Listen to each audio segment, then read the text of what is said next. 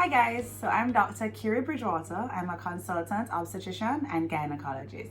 Basically, a female doctor. Okay, so the first one I wanted to talk to you about was, yeast infections are very common, especially with this heat in the summer.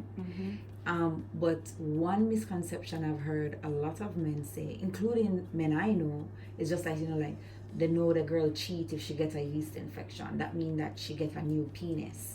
And I wanted you to, that can contribute to it, but what else? Because what else?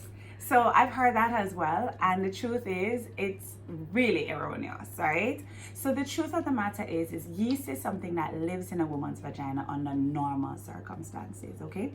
It's always there. The vagina has almost like its own ecosystem, if you remember from biology. So there's good bacteria, there's bad bacteria, there's good fungus, bad fungus, but they all kind of live in harmony. So it's almost as if you have rival tribes living in the same land, but they're all equal. They're on the same level. So everybody kind of keeps each other in check and they get along in harmony. Okay. However, if something happens to make one particular army or tribe stronger than the other, then they might overpower the other one. And that causes anarchy, right? So similar in the vagina. Anarchy being yeast infection. Yeah, so it causes problems, right? It can be different kinds of problems depending on who actually gets the power. Okay. Right? So under normal circumstances, yeast, lactobacilli, that's a good bacteria, and even bacteria vaginosis live in harmony. However, in circumstances where there's excess moisture, right, that can cause yeast to overgrow, right? So when you have excessive sweating, like especially like how now when time the place hot me, right? Yeah. You're gonna have excess sweating down there, and you're going to end up with excessive moisture, and so that can lead to yeast overgrowing. And when yeast overgrows, that's when you get what we call a yeast infection. So that's when the woman might notice things like her discharge becomes a little clumpier than usual. She might notice that she's getting a little itching down below, or even just a little funny feeling. Or you might notice that you get burning when you pass the urine, or some things along those lines. Now that can happen with simple changes. So it doesn't mean that there's been any kind of infidelity per se, okay? Right. This is just normal circumstances, but the circumstances have changed and now they're in favor of yeast. Also, things like our diet can put us at higher risk of yeast, because yeast also likes a lot of sugars and things like that, right? So when you're having a diet full of sugary foods, if you're not drinking enough water, if you're having a moist environment, so you're coming up, you go to the beach and you're in the swimsuit for too long, all of those things can cause you to have an increase in the favorability for yeast and then an overgrowth of yeast.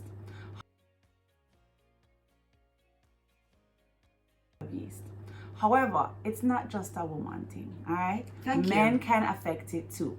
So similarly, just like how a woman's diet can affect her natural vaginal area and the normalcy of her vaginal area, a man's diet can also affect his sperm and the normal situation of his sperm, and that can also put women at risk of having yeast infections as well.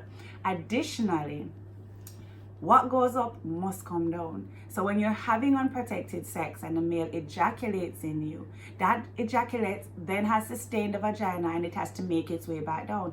That's also a form of excess moisture. So we do find that women that are having unprotected sex are at a slightly higher risk of yeast infections. Additionally, the semen itself, or the semen itself, is actually alkaline, which is the complete opposite of what your vagina is supposed to be, because your vagina is supposed to be acidic. And so whenever you do have semen deposited in that, creating an alkaline environment in your vagina, it doesn't increase your risk of yeast, but it increases your risk of bacterial vaginosis, which is another vaginal infection that is very common in women, and it has nothing to do with being sexually transmitting. Or sexually active. Well, if you're sexually active, you're at higher risk of BV. Right, but you can actually get it. But you can get it without even being sexually active, correct? Okay. Also, can men have yeast infections? So men can actually have yeast infections, and they can have yeast colonization as well. And not to give you guys a hard time, but men have it so easy in life. So a lot of the times they can actually have the yeast organism in their on their penis, right? And they have no symptoms at all. The girl is deading, right? But the guy doesn't have any symptoms. This would contribute to a reinfection. So when a woman is like, I can't get rid of this yeast infection, they've tested me several times for STDs, I don't have that, because that's what you'd normally do, test for STD if she has a recurring yeast infection. Definitely. It could definitely be the partner reinfecting her from, okay.